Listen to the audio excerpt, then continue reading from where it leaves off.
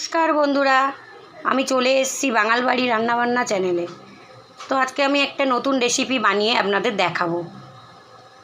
যেটা বানাবো সেটা হলো আমের মালপোয়া।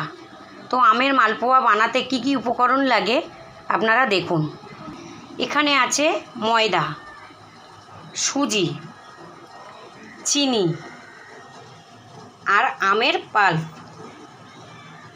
এখানে আছে স্বাদমতো লবণ আর 2 প্যাকেট আমুলিয়া দুধ, আমুল স্প্রে দুধ। তো এই সব উপকরণগুলো দিয়ে আমি মেখে নেব। কিভাবে বানাই আপনারা দেখুন। প্রথমে দিয়ে দেব সুজি, তারপরে দিয়ে দেব চিনি, তারপরে দিয়ে দেব 2 প্যাকেট আমুল দুধের গুঁড়ো,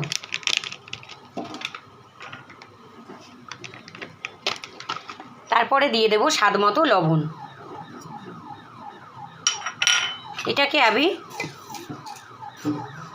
এরকমভাবে আগে মেখে নেব। তারপরে দিয়ে দেব আম। তো আমার এটা মাখানো হয়ে গেছে, এবারে দিয়ে দেব আম। তো এবারে দিয়ে দেব আম। এটা দিয়ে ভালো করে আমি মেখে নেব। দেখুন বন্ধুরা, আমের মালপোয়া বানানোর জন্য আমার এখানে ব্যাটারটা রেডি হয়ে গেছে।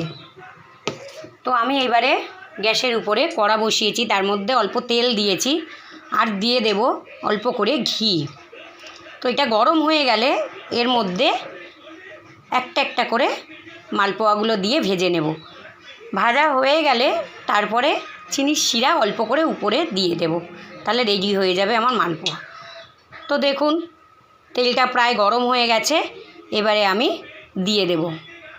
তো তেল গরম হয়ে গেছে, এবারে আমি 1 চামচ করে দিয়ে দেব।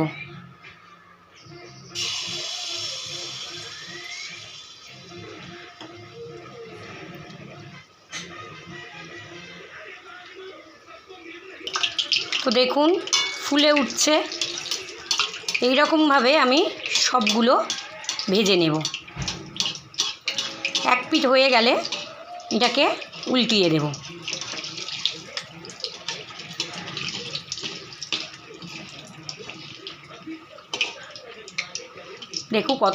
দেখুন কত সুন্দর ফুলেছে। এবার এটাকে আমি উল্টিয়ে দেব। তো এইভাবে আমি বানিয়ে নেব সবগুলো। এটা হয়ে গেছে, এবারে এইটাকে আমি তুলে নেব। তো দেখুন বন্ধুরা, এইভাবে নিয়ে প্রত্যেকটা এইভাবে ছেড়ে দেব।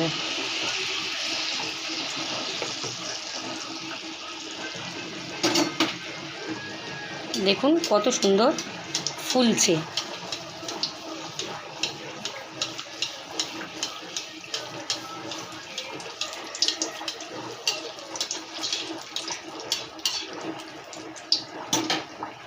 আর দেখুন এখানে চিনির শিরা রেডি হচ্ছে, প্রায় রেডি হয়ে গেছে। তো দেখুন বন্ধুরা, এইভাবে রেডি হয়ে গিয়েছে আমার আমের মালপোয়া।